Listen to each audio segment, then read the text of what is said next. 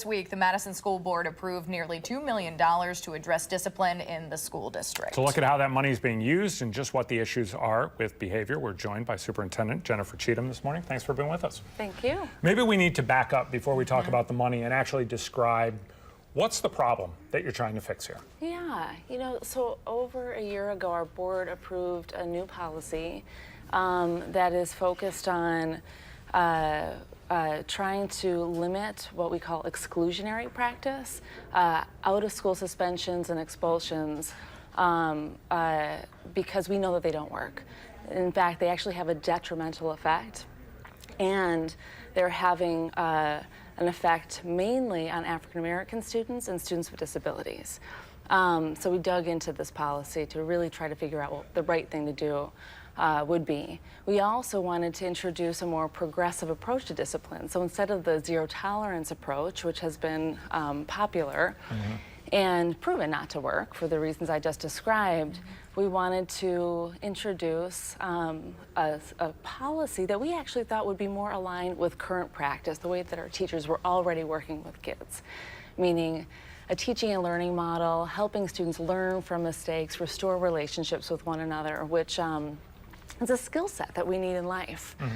So that's what our new behavior education plan is all about, trying to reduce these exclusionary practices and beef up our work to help students learn about how you problem solve and learn how to interact with other human beings. There were obviously challenges before this plan went into place. Are you seeing any new challenges with this behavioral plan, and how are we going to address those in the future? Yeah, so it's been a learning experience for us this year. I think we learned that making the shift was harder than we expected. We underestimated the shift that we were trying to make.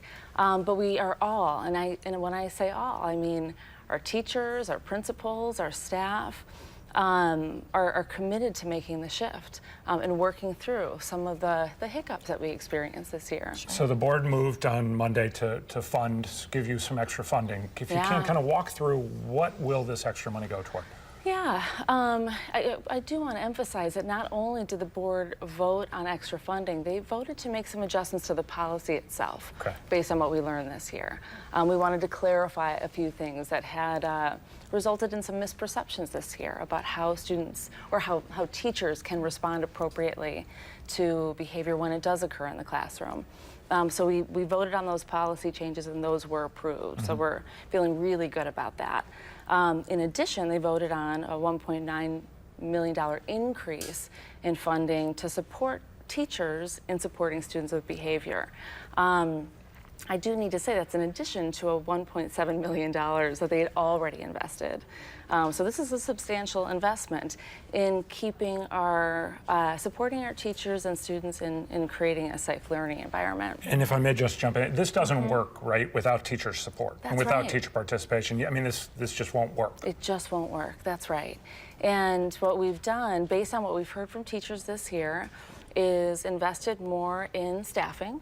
So this is staffing that will not only be able to help teachers build their capacity to work with all kinds of students in the classroom, but also staffing to help support students when they need to leave the classroom, when it's above and beyond what a teacher can actually handle given the circumstances, which we support and think is really important.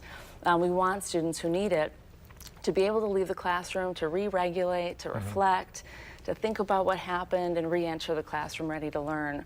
In addition to that, we're investing in additional professional development, which is really important, on classroom management, as well as some other things, which we heard from our teachers as a need. And then lastly, we are investing in supporting students with the highest needs. There's a small number of students who are really challenged with behavioral issues for a whole variety of reasons, all unique to that child. And therefore, we're beefing up our partnership with Dane County to connect students and families to the services that they need, sometimes mental health services. And in addition to that, we are beefing up the number of emergency assistants who can kind of enter into a school during a time of crisis to help them through that and get the school back on track. All right. Madison School Superintendent Jennifer Cheatham, thanks so much for being with us this morning. We appreciate it. Thanks. Thank you so much.